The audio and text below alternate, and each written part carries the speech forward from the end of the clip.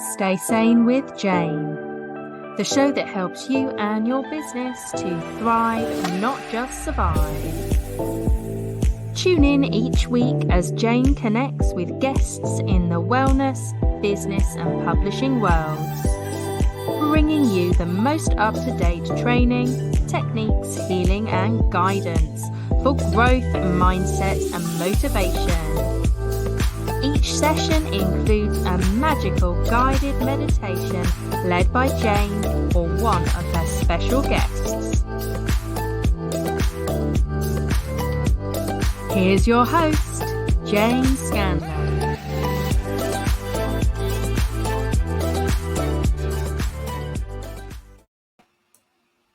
Hello and welcome to Stay Sane with Jane. Today we are going to be talking to Wendy Smith.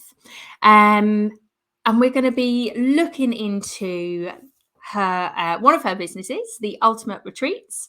So following a life-altering motorbike accident at age of 17, Wendy pursued a path of personal development and knowledge acquisition to firstly help herself and then help others.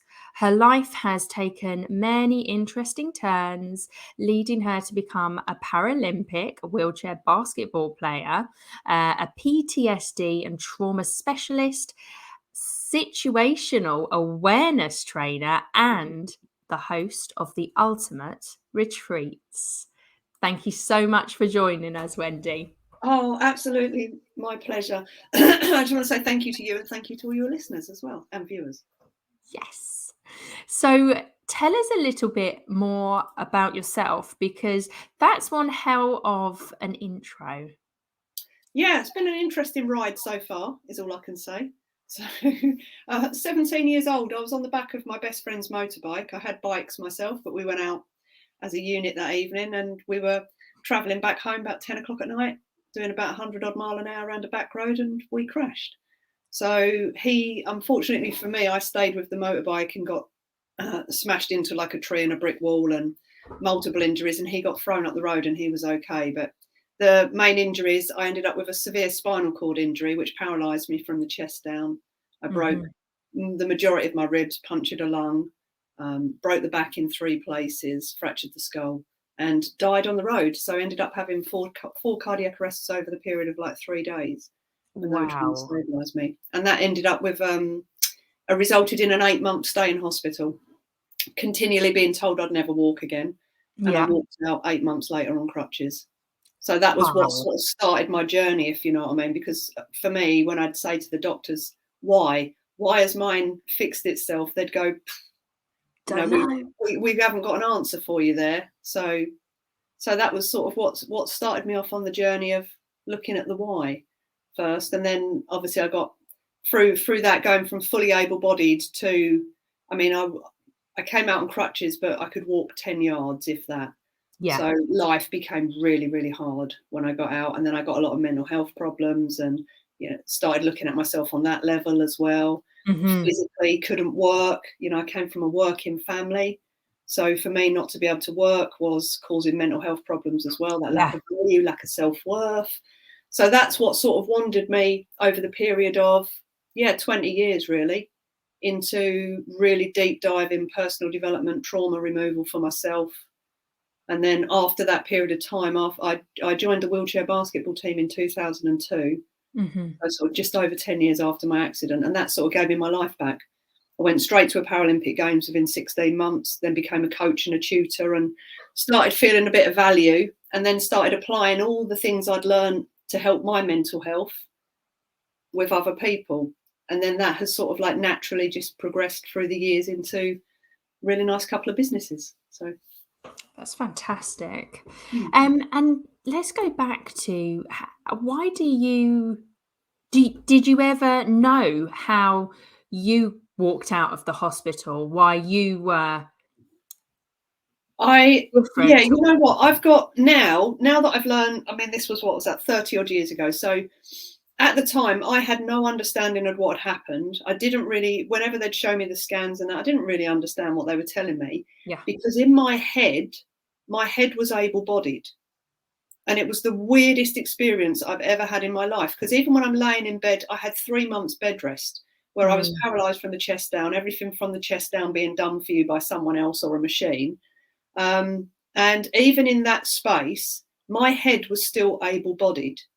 So in my head, it still felt like I could move even though I couldn't. Yeah. All my thoughts were still in that space. They were like, my thoughts were, you'll be fine, you know, everything's okay. And I found all, you know, the hospital staff, because they'd never really experienced, well, they weren't inside my head, so they couldn't hear what was going on. They were just working on all the models they'd previously seen, which are, when you've had my injury, you end up in a wheelchair for life. Yeah. So it was just really odd for me. I got really frustrated and really angry in hospital, because it was as if no one would stand on my page and do what I wanted to do. I was in the mindset of, I'm going to walk again. You know, I'm going to run out of here. I thought I'd been doing a marathon within 2 weeks. Didn't quite happen. Yeah. But you know, that was my mindset, was just show me how to make it move again. Yeah. And theirs was, we just need to keep the fluid moving around your body and stand you up every now and then. So, you know, to stop osteoporosis and things coming on in later life. And it's like, guys, that's not what I'm after. I want it to work. I want to learn how to really use it. So for me, hospital, the 8 months in hospital, was, some of it was a lot of fun, because the place I was in, Stoke Mandeville, is set up for spinal injuries. So all the staff know what they're doing. Everybody in there is in the same boat, worse or lesser than me. So, you know, it humbled me a lot, because I met people who broke their necks falling down the stairs, tripping on their kids' toys. Oh, wow. Do you know what I mean? And they'll never be able to hold a cup of tea ever again. You know, so for me, the fact that my arms were moving, I just felt like I'm fine. Yeah. You know, to be grateful for the fact that I can move my hands. And, you know, the things that I saw in that place just sort of just made me grateful anyway for still living and breathing. Yeah. So, yeah, so it's an interesting mix of things, Jane, really. On one side, a lot of gratitude and a humbling experience for still being here. And on the other side, just massive frustration and anger, because the body wouldn't move how I wanted it to. You know, people around me weren't on board with me. So I was, yeah, it was a really weird mix, to be honest. So you've told us a little bit about, you know, your journey to this space now, but because all the kind of therapies that I do within my therapies business personally help me in my life. And I was like, wow, that's amazing. That's changed my life. I'm going to go and train in that. And that's why within my therapies business, I really focus on kind of pain and stress, because that was part of my journey getting to this point. And I know that, you know, as human beings, we don't need to live in pain and stress. So we can reduce those through holistic therapies, etc. So was that kind of a similar journey? What worked for you? What changed your life? You then wanted to train in? Yeah, it was my mental health first. So I went for a period of time, I would say probably about 8 years, for a period of about 8 years after my accident had happened. I ended up going raving, doing a lot of drugs, started smoking weed, was literally burying, we know as therapists, they're things that they're disconnecting you from what's really going on. So you've got a root cause driving the behaviour. And for me, all these things were just a distraction from looking at myself and what was going on in myself. Within that time, though, I was still doing part-time work. So it wasn't like I dropped out of society. You know, I was helping my mum and dad out in the pub. I was working for friends, cash in hand. I was going to the gym 6 days a week for 4 hours a day. Wow. So even though I was burying my head in one sense and doing a lot of what people would term as the negative stuff, I just look at it like you're self-soothing in a way, aren't you? You know? Exactly. I did a lot of that, and I didn't have a pivotal moment that changed my life, but I was out raving and drinking and doing social drugs and smoking weed for a long time, from like 15 onwards. Burying yourself away. And I didn't really realise what I was doing, if you know what I mean, because that awareness hadn't come in at that point. I just thought I just was not able to cope with, when I was outside the gym was good because I was progressing, I was doing.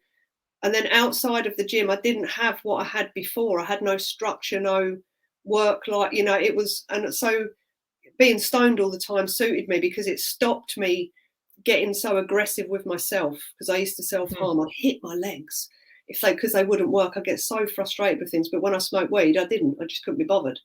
You know, so in a way it sort of served me well. But it got to a certain point, and I was sort of struggling. I've got a very close friend called Karen, and I remember talking to her one day in her shop, and she said to me, Wendy, you need to learn what you're doing to yourself up here. And I went, what do you mean? Because I come from a very strong, resilient family. Do you know what I mean? We're the get up and get going type of people. No such word of can't, all that sort of stuff. And, you know, I am, even though I was doing all those things, my friends would still look at me like, Wendy's an achiever, she's strong, you know. But on the inside, that wasn't how I was feeling. So Karen packed me off to go and see a friend of hers that was a NLP trainer. And she said, go and do a 7-day course with my mate, Kath. And I phoned this woman up and said, I need to come. Karen's sending me to you. And she said, no, she said, I haven't got a course for 3 months, though. And I went, oh, I need this now. Like, this is something I need now. So have you got someone else I can go to? She said, well, I'll tell you what, if you're happy to come and do it one-on-one, just come and stay at my house for 7 days and we'll do a one-on-one. And I was like, yeah, fine. Karen said, I need it. I'm coming. So I went and did this NLP practitioner. And it was like the biggest kick up the backside I've ever had in my life. So throughout the process, obviously you talk about your thoughts, your emotions, your belief systems, you know, your interaction, the indoctrination you've had, all your programming, everything. Yeah. And when I came home, it was funny because it was like the biggest wake up I've ever had. And I remember sitting down on the sofa with my boyfriend at the time and just going like, I have created my whole life. Like this, all of this rubbish that you see around me, it's mine. I've created it. And I remember just feeling like utter rubbish for 3 days following it. I just literally nearly went into depression because I was then contemplating everything that had gone on in my life and how it's all mine. I've allowed it on some level to come in. And it was really funny because after 3 days, I went, wow, right, if I can create all that, now I know the power of this, what can I do with it? And that's when things started really changing. And that's when I then studied NLP Masters, then became a trainer. And then that led me into some of the energy therapies, EFT. And then through that, this is like the short version, I then, someone stumbled across me who's got a product that he developed when he was in the army for removing PTSD. Really efficient, really quick, doesn't take, you don't talk about content, anything like that. And he said, I want people to train this for me. And I went, look, mate, I don't know what your product is, and I can't train something that I don't know anything about. And he said to me, have you got anything that NLP has never touched? And I laughed and I thought, yeah, I have. Suicidal thoughts and self-harm. NLP taught me to regulate it. Yeah. So when it would start, I could do stuff with it, but I still had it every single day of my life. And I'd had it since I was 17. So I thought, yeah, I'm gonna go straight in with the big guns and go on then, if you can sort this out. Try it. Yeah. So anyway, he laughed and he went, no worries, get on a Zoom call. So we've jumped on Zoom. 45 minutes later, he's asking me to try and think suicidal thoughts, and I couldn't. My brain was just laughing at me. He said to me, how do you feel about self-harming now? And I was like, why on earth would I do that? As if it was really weird what happened in the body. And I would self-harm for the silliest things. So if I dropped a cup of coffee, I would get really angry, blame my legs and hit my legs. Yeah. And I remember 2 days later, after having this session with him, I walked out the front of my house, tripped over an ant, coffee went flying. And normally that would be a meltdown for me. Yes. And I remember like looking at the coffee cup thinking, oh, I've got to go and make enough coffee now. And I picked the coffee cup up, and it was only when I got back to the coffee machine, I suddenly realised, I was like, wow. Ooh. Oh, I'm interested now, because I didn't even have a thought about any anger whatsoever. I just literally chuckled and went, oh, I need another coffee. All my road rage stopped. So I stopped having road rage. I stopped reacting to people in a certain way because it had removed a lot of the past built up anger. Yeah. It was stored in my system, and it was like, I'm interested now. So I phoned him up and said, I'm interested. I've literally got goosebumps all over because I mean, that is amazing for a 45-minute session. 45-minute session. Yeah, it was for me, for those two subjects as well, because like I say, they were things that I would wake up with every morning. Yeah. Every morning I would wake up thinking, boom, why am I here? Why me? You know, a bit of victim mentality. Yeah. And I'd have to go, right, stop that. These are your thoughts. change the thoughts, not to Von Trapland, but just something, Mhm. better than what I was thinking. Yeah. Change my state to something better than what I was feeling. Think about the things. That's why I always had a dog, because, my dog was the one thing that meant I could never leave this plane of existence, because in my head, no one could look after him like me. So I would Yes. just look at my dog and go, you are my reason to not do this. So I had all these mechanisms to use. It didn't stop me getting it every day still. And then, like I say, Mhm. after I had that session with Mick, I just never had them, and never had them, never woke up with suicidal thoughts ever again. And it was like, how It's can absolutely something amazing. be so simple? And Mm. it is such a simple process. And I've used it with, I think I've got files and files of people, but around about 1,300 people over the last 6 or 7 years. Yeah. And they've had every single type of trauma, from ritualistic abuse victims through to servicemen, through to an old boy who couldn't drive in the fog. That's still trauma. Yeah. They're all trauma. Trauma doesn't have to be having your legs blown off, does it? In Yes. the Air Force, is what we don't realise. But all these people that I've worked with, literally, I've done a session with a policeman who'd been in the forces for 14 years, had one experience that totally did him, and he had to leave the forces after he had the trim therapy for a few years. They couldn't fix it. He came to see me. I did an hour session with him because it was one incident. And when we cleaned it up, he was like, how Wow. can something be, if I'd have had this done 4 years ago, I'd never have left the police force. But it's one of those So things, it's not on the market. It's a privately taught therapy. So and it's how much has that grown? So it's a lot of people you've worked with. How many other kind of trainers are there? And we have, as far as I know, let me just think of active trainers. We've got about 7 active trainers of it. At the moment, the guy who developed it, he's just putting it for, I think it's South Wales. Don't hold me to this, but I'm yeah, pretty sure it's South Wales Uni.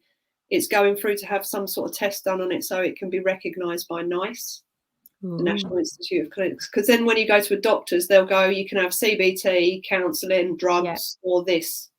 yep. So that's where he would like to get it at some point. So it's just going through that process at the moment. But these things take years, don't they? They take They years do. to It's get like onto the it can system. be so frustrating that it takes years and yet can help so many people.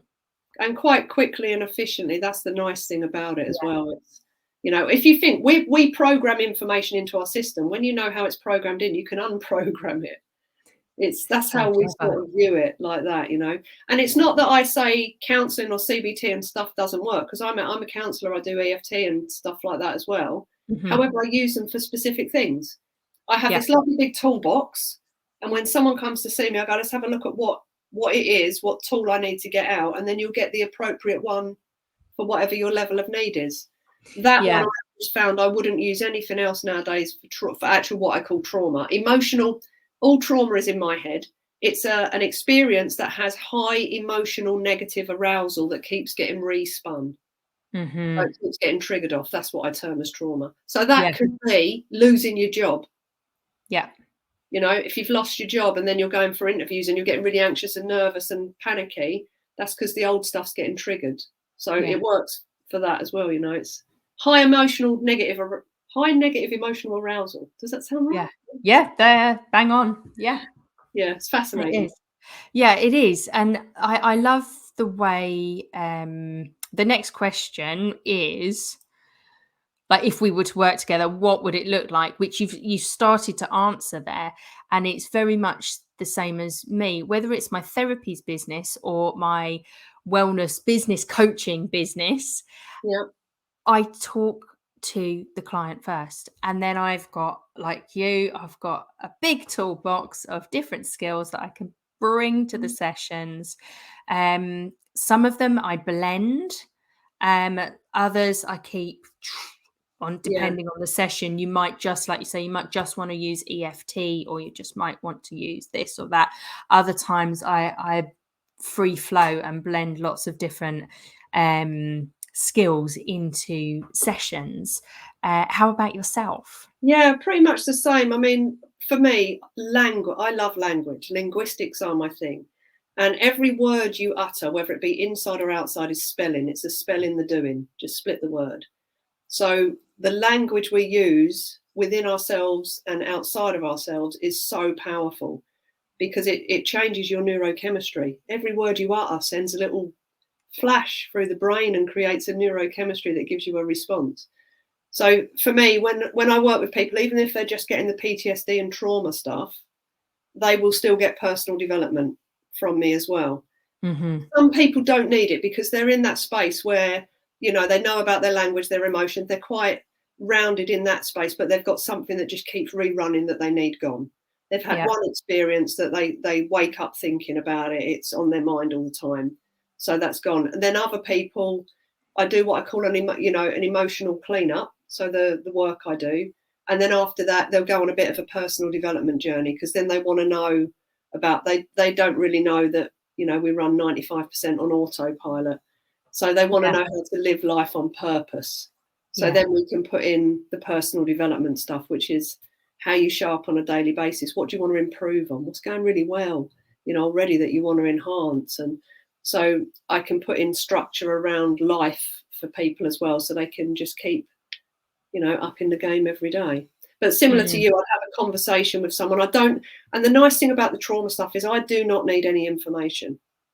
I don't need to know why they think it happened, where it happened, who it happened with. So I don't need content, if you know what I mean. Because that stops a lot of people from seeking help, because they don't want to talk about it, right? And the trauma, the thing is, what people forget as well, or have never been taught with trauma, if you're coming into me and I'm asking you about your trauma and I'm telling you, why do you think that happened to you? And when did that happen? And where did that happen? All I'm doing is I'm re-stimulating your neurology to pull it up again, run it in your system. So you might feel a bit better while you're talking about it. You're going to go away from me, and then you've got it running in your system. So now you're going to start the negative loops up again.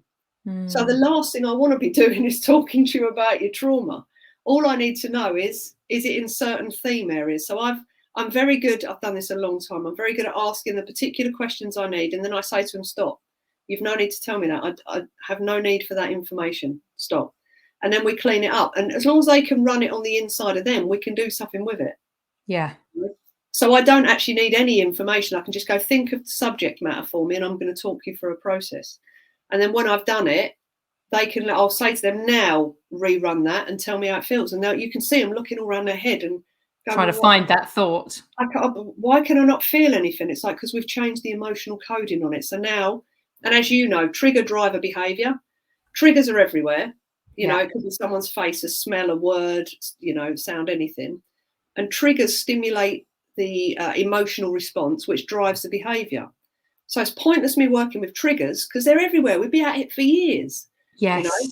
So if I can change the emotional content and how it was stored, then it doesn't matter what triggers happen, because you're not going to get the emotions far up, which means the behavior changes. Yeah. So it is really simple. I love it, Jane. I love being able to see someone come in who thinks there's nothing can be done, do something, and then they go away and go like, wow, thank you. They walk away with a new life, don't they? Massively. Yeah. Massively. And the only people I've found that don't create, so I've just done recent stats on everything, because we wanted to restat. We look at all of our clients and I keep all the information so I know what they've zeroed out on, and etc. So I make little charts and graphs on it. And what we found is the only people that say they've not had any change are the ones that run something that we call secondary gain. So I don't know if you've come across that, but the negative behavior creates a positive outcome for them in some way, shape or form. Yeah. So I no longer work with anybody who's referred to me and doesn't ring me. So I used to get a client, you know, like their husband would phone up and say, oh, my wife needs help. Can I book her in? I'd be like, no, your wife needs to call me now, because you've got to own it. Yeah. Otherwise it's pointless doing. Because if you're gaining a positive outcome, you know, if you're sharing pain with someone and they're always, imagine not getting love at home, and then you share your pain points with friends and they're like, oh, come on, don't worry. You're getting love for the pain points. Yeah. So unconsciously, because this system's designed to love. This is a massive thing. Yeah. It's like, why do we want to get rid of that? Because we get love for it. So, so I make sure that when I'm talking to clients, how much do you want this gone? How is it serving you at the moment? And I'll take them through a process of recognizing secondary gain before we start. And if there is any, I'll go, how much do you want to drop this stuff? Because if you're happy with it, then stay with your problem. Yes. You know what I mean? And be happy with the problem. But if you're done with the problem and you're done with these behaviours, then we can work together. That's just years of learning, that one. Yeah, it is. And it's the secondary gains are stuff that keep people stuck in that cycle for lifetimes, Yeah, Yeah, massively. So tell us a little bit about the ultimate retreats and what Well, that looks like. they came about because I've got a friend, I've known her for quite a while, and we were sat around a mutual friend's house one evening, and I remember sitting on the sofa listening to Claire talk. She's a naturopath, gut health specialist, iridologist. What she doesn't know about the human system at a cellular level is not worth knowing. And I was sitting there listening to her thinking, wow, I'd really love to work with you at some point. And then I was talking about what I do, and apparently she was sat there in her head going, wow, I'd really love to work with Wendy at some point. But neither of us said anything. And then a random set of events happened. Nothing's random. Everything's a synchronicity, as you know.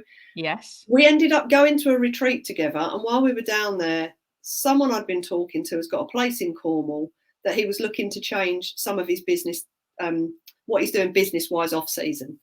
And I just looked at Claire and said, do you fancy running retreats?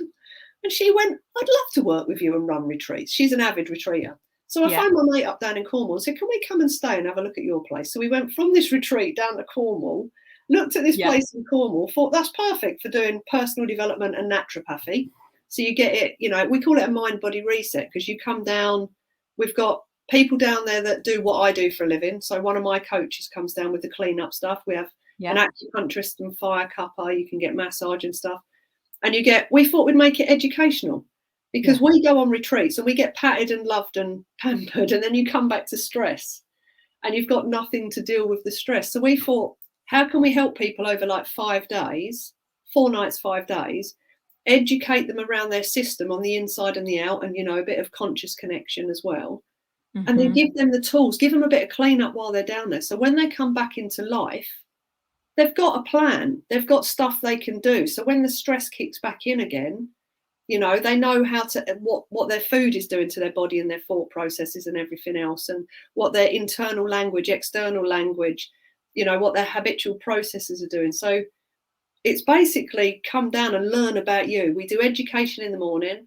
You can have sessions in the afternoon. We're down in Cornwall and Bude as well. So we're near the cold water sea swimming pool and lovely land. It's a gorgeous venue. We've got heated indoor pool, hot tubs and stuff. So you can go and pamper yourself as well, but you get educated. And obviously all the food is, because Claire's a naturopath, I do all the cooking. So it's lovely. I love cooking. Claire just says, I want this type of thing on day one, this. She'll make sundry dishes. I do the main cooking. And it's just sounds lush. It's just lovely. People love it. They come down. They connect as a group. They get lots of group time together. They get educated in their personal system. And we do some really lovely stuff with them while they're down there as well. And it's just it's working out really well, Jane. It's nice. It sounds really, really lovely. Beautiful space to heal and grow. Because I think that education is so important as well, the self-development, because like you say, it's all very well going away for a weekend or a week and getting pampered and feeling totally relaxed. But then if you go back to your normal life and you step straight back into all the stresses, the strains, the bad diet, the this, the that, and the other, then you're going to need that next retreat very soon to de-stress yourself. The point of what we do is we want people to go back feeling empowered that they can take control of what is happening then. So we have a couple of my friends came in. One's one of my other business partners that I work in the situational awareness with. He came in to do some stuff around the quantum realm energy and less is more principle that he works on. So he did some Tai Chi type stuff with them, Qi Gong. He did an evening talk around energy, fascinating. I went and sat in on it as well. And then I had a friend who's a motivational speaker. He came down to kick it off on the evening of day one, and he talks about like self-leadership in a certain way. So they get a little bit of this and that to really get them out of their map of reality where they've been, and have a look at what do I want, what's going really well, and what would I like to change. And the thing with food as well is, I thought, before me and Claire sat down and looked at what I was eating, I eat well, I'm an athlete. Yeah. So, my diet's always been what I thought was really good. And when Claire looked at it and did an immunity blood test to check what my immune system was like, it was like 70% of the foods I was eating were causing me actual gut problems. Really? Yeah, and it was like, wow. I said, and I'd had like a gurgling stomach and that prior to going down there. Yeah. And she said, just take these things out of your diet for 3 months. Mm-hmm. Let your gut wall heal. She gave me some stuff to do that. And then you can introduce just a couple of them back in if you want, every now and then, but not how you were eating them all the time. And all my skin changed, my energy levels changed, how my stomach function changed. So even though I thought I was eating really healthy, for my body, it didn't. I know, and you know what? That's the thing with food and diets and things like that, is that we are all different. So I love that she tests everybody like individually and finds out what's individually right for you, because certain diets just do not work for me. Certain, like if I was on full vegetarian, loads of pulses and beans and stuff like that, my gut does not like that. No, and this time of year, it's about the heat. We live in a colder climate, so we should be eating more warmer foods the majority of the time. So, everything the guys had when they were down there, they had a big stew on the first day. Everything was good, lovely, hot, nourishing food, all seasonal as well.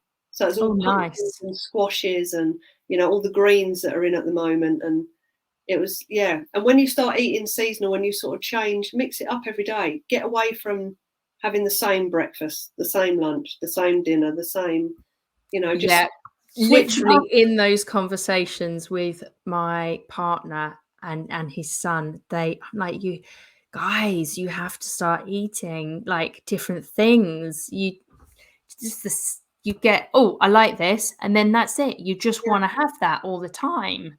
Your body doesn't like that. Your body loves, color for a start. We always like a colorful plate in my house, and change. Yeah, it's the change is have the same things every day, is it? Yeah, it's really important, but that's changing everything as well. I think one of the things I discovered as well, because John, when he was doing his talk around the quantum and that, he was saying as well, your environment. I know your environment is so important. Like, I make sure I keep my house in a certain way. If you have a lot of clutter, your head's cluttered as well. Yeah. But he was saying we had a mutual client who lived out in Canada, and the environment she was in was not good. Like family always bickering around her, and she was always ill, always ill. And her boyfriend lives in Spain. And John said to her, pack up your stuff and go and live in Spain. It's as simple as that, because your environment is killing you off. With the stresses around you, it's actually your environment killing you off. Doesn't matter what we do as a team with your mindset, your actual environment is having such an effect on you. We can't help. He said, move. It's as simple as that. And she did. She moved to Spain. Within a week, you couldn't believe the difference in just how she looked. Amazing. It's a bit like the analogy of the soil you grow in. So you can have a plant and it gets all the water, it gets the sunlight, it gets the water. But if there's zero nutrients in the soil that it's in, it's not going to thrive. No. You need, environment is so important. It really, really is. It really is. I think that's one thing for me coming back from the retreat. My environment's pretty good, to be honest. I've been wanting to move for a while, though. I lost my dog in January last year, and this bungalow was pretty much his. I'd bought it for him. It sounds weird that you buy a house for a dog, but this was his little bolt hold. Do you know what I mean? And he passed away in January last year, and it just doesn't feel the same without him, because it was his little space.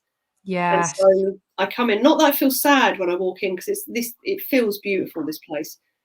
But you know, when you just think it's time to have a change up Is now. it time to have a The change? Yeah. environment needs to change now. I need different views.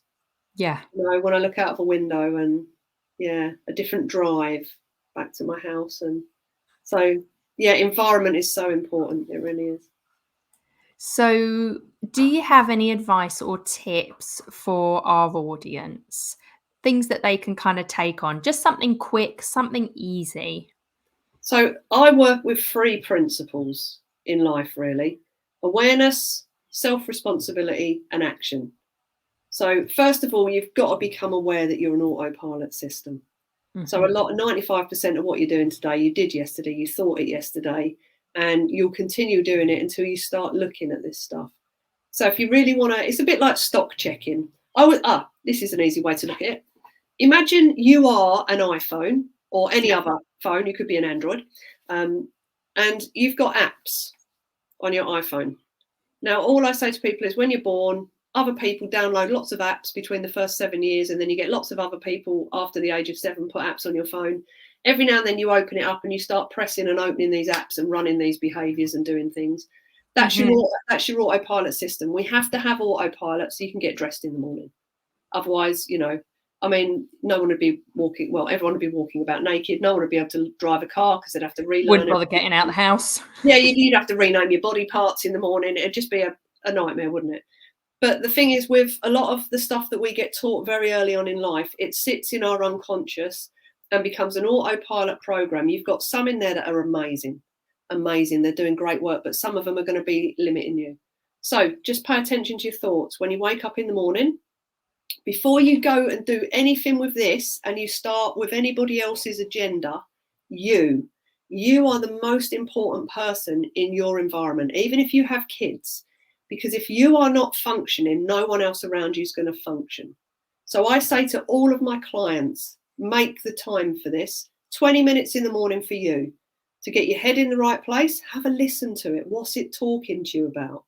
Check in, go, oh, that's interesting. How's that going to help me today? Or, oh, I like those thoughts. Lovely.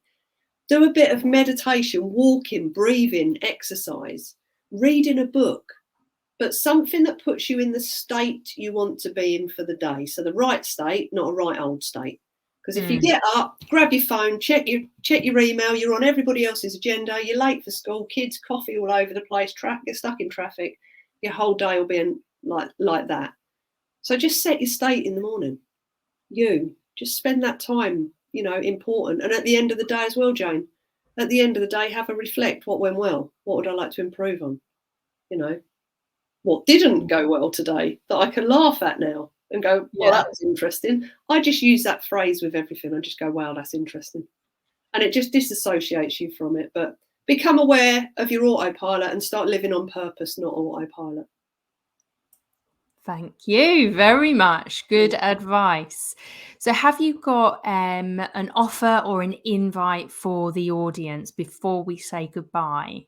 Yes, just because I've been on here with your lovely self this morning, if anybody would like to come and have one of our retreat experiences, we'll give you 10% off. Just mention Jane's name to me when you book. And if anybody would like a session with me as well, I'll give you 20% off of any sessions that I run in That whatever is they are. amazing. So I'll offer that to your lovely community. Wow, wow, wow, wow. Thank you, thank you. That is an amazing offer. So that's 10% off if you mention me in this show to one of the ultimate retreats, and also 20% off to book in a session with Wendy when you mention the show. How awesome! My pleasure. I just love helping people, Jane. Do you know what I mean? And life does not have to be that hard. There are I say ways. that, yes. Yeah, That's there one of are my ways key to do it. phrases. Let it go. Life doesn't have to be that hard. Exactly. Thank you so much. It's been an absolute pleasure. And I feel like, I feel like we haven't even we've touched the tip of the iceberg Yeah. with the things that we could talk about. So thank you so much for joining us on the show. All the details to get in touch with Wendy are going to be below, above this, so you can connect with her. If you are listening, go to www.wendysmith.me.uk. Thank you. Thank you so much, and goodbye. Stay Sane with Jane, the show that helps you and your business to thrive, not just survive. Tune in each week as Jane connects with guests in the wellness, business and publishing worlds, bringing you the most up-to-date training, techniques, healing and guidance for growth, mindset and motivation. Each session includes a magical guided meditation led by Jane or one of her special guests.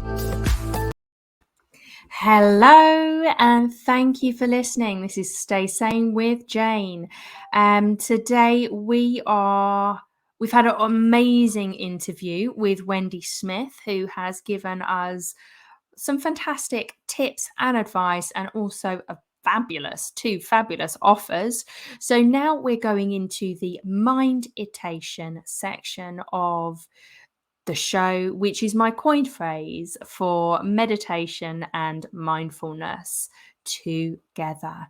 So let us take a deep breath. Let's center ourselves. And today we are going to be I'm going to take you through a state of deep relaxation for chronic pain. So I work with a lot of people in mental, physical and emotional pain. So I'm going to take you through this mind-itation. If you are driving, however, just listen and don't partake. And if you'd like to catch up on the other minditations, then check out my YouTube channel. So that's Jane Scanlan. Just search for Jane Scanlan Minditations on YouTube.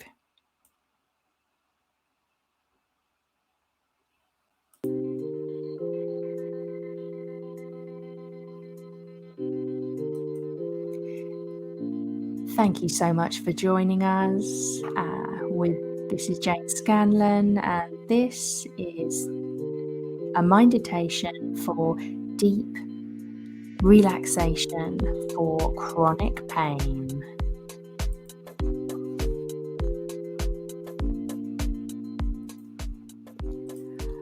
I invite you to bring kind awareness to what this topic means to you, how it feels in the body, and any feelings that it brings up. I'm delighted to guide you into a very deep state of physical and mental relaxation. Please be ensured that you will not be distracted by anyone or any nearby devices. And it's also super important that you don't do this whilst driving or operating any sort of machinery. This time is very important for you, so there is no need for any interactions with the outside world. It's time to get comfortable now with your favourite pillow or under a blanket if you wish. You can be sitting or lying down, whatever feels best for you.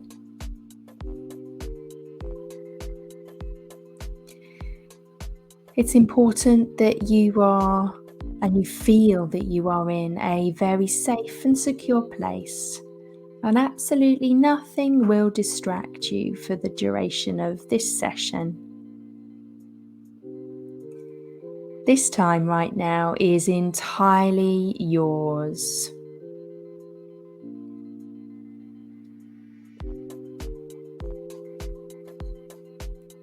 You deserve this break from the busy world around you.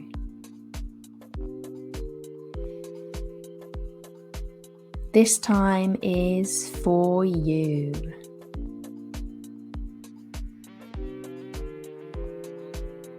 So we're allowing this time to be with yourself, to allow natural sources of healing and strength that are already within you to become fully present.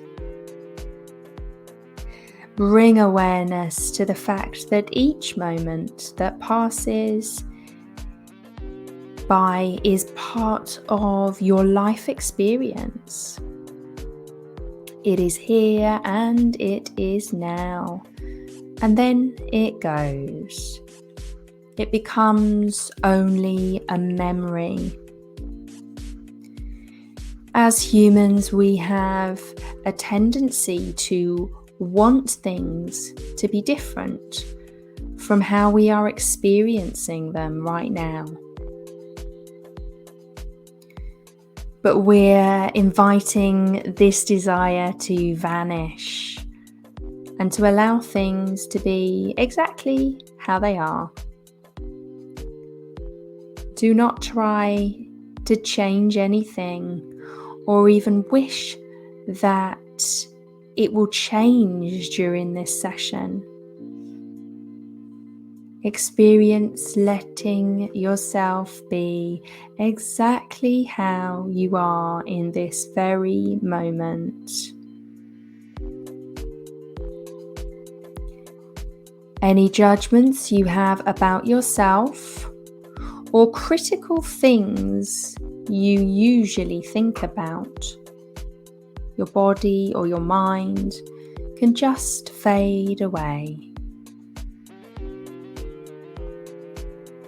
Those things don't matter at all during this session with yourself.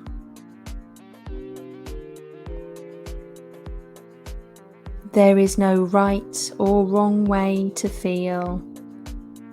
Feelings are simply just feelings.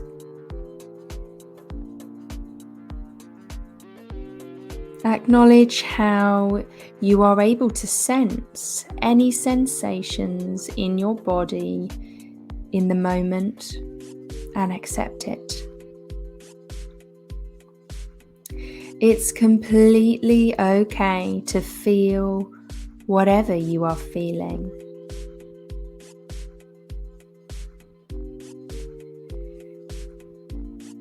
Letting your arms feel heavy by your side. Noticing what your fingertips are touching right now. Can you feel your thumbs in particular? How about your pointer fingers? Sense what they are touching.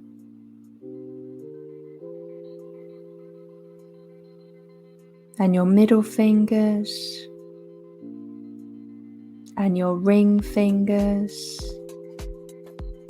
and the pinkies.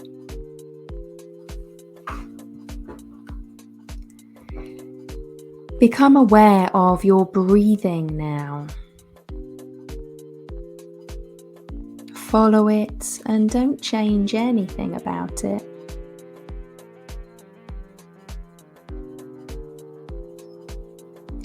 Bring awareness to your belly and just observe your belly rising and falling with your breath.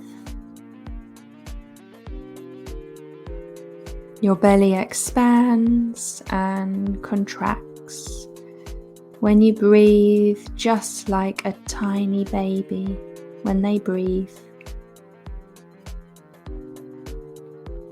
This is the most natural way to breathe.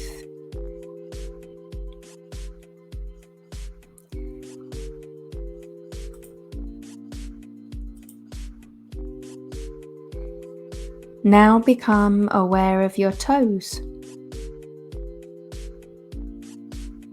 Notice each one of your toes. What do they feel like? And what are they touching? I wonder if you can imagine that when you breathe in, your breath can travel all the way down to your toes. Breathing in and down to your toes now. And on the out breath, allow your entire legs to become very deeply relaxed. Well done. Now imagine this same thing for your fingertips. As you breathe in, feel your breath traveling all the way to each fingertip, and on the out breath, your entire arms become very relaxed. Nice. And noticing again the gentle rise and fall of your belly, up and down, expanding and contracting. Now use your beautiful imagination to witness your in-breath is going all the way up to your head, filling the brain, the mouth, the nose, the eyes, the ears. And on the out breath, your head becomes more relaxed than it has ever been.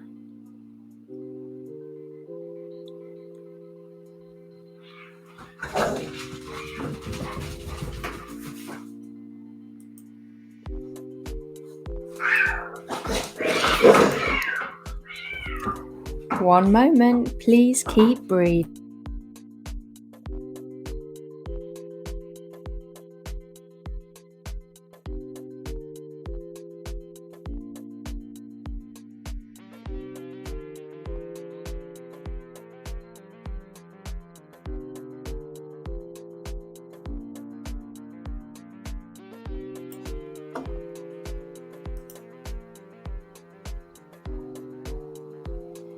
Inhale all the way into all the tiny areas of your brain, which restores your mind. And on the exhale, your mind becomes more open and more relaxed than it has ever been.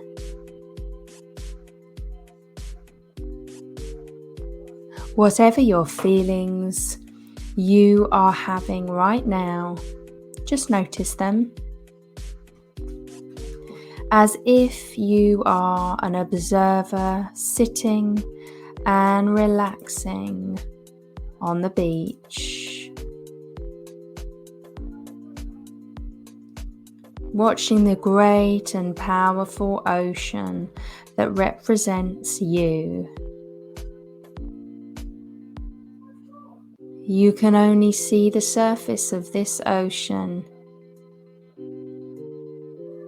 but below there is much happening and great change taking place.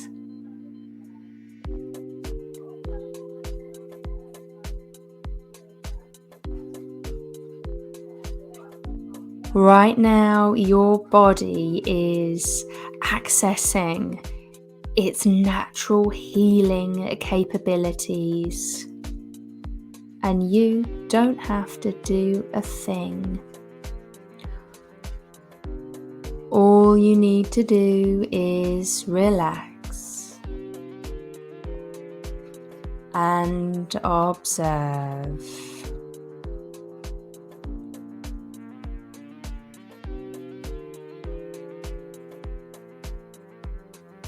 Just look out upon your ocean and know that all is well and all is taken care of. All the ocean requires from you is your kindness and trust.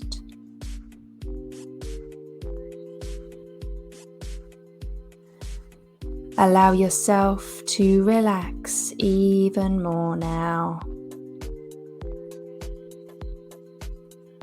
by feeling the warm, gentle sun caressing your skin as you rest on this magnificent beach.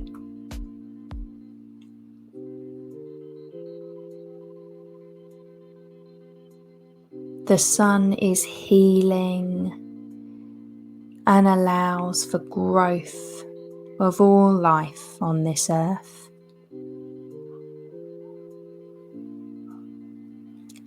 Feel your feet in the sand and notice how soft and soothing it is.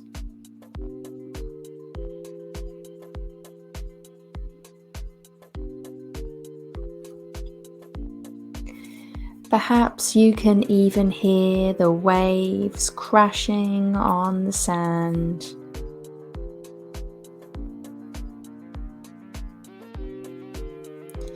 You are fully able to let go here.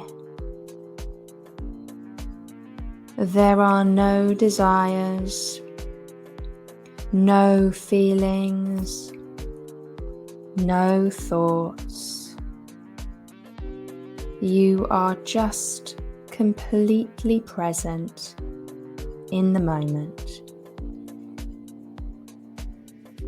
enjoying watching your ocean and knowing that you don't even need to see what's going on below the surface.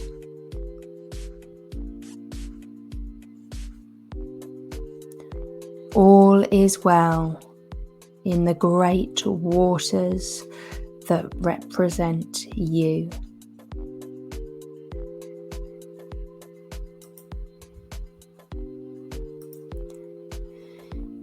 Gently allow yourself to become aware of your surroundings and the present moment. Start to wiggle your fingers and your toes, shifting your hips, your shoulders, slowly moving your head, stretching and grounding back into your body. In your own time, open your eyes and feel gratitude for yourself and this wonderful experience that you gave yourself.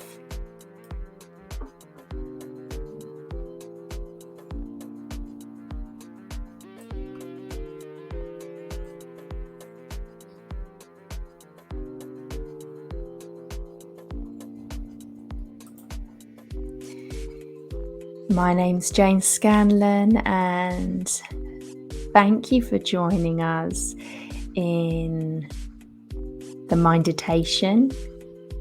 It's been a pleasure to take you through this show, and I look forward to seeing you next week, Wednesday at 11 on Mintwave Radio.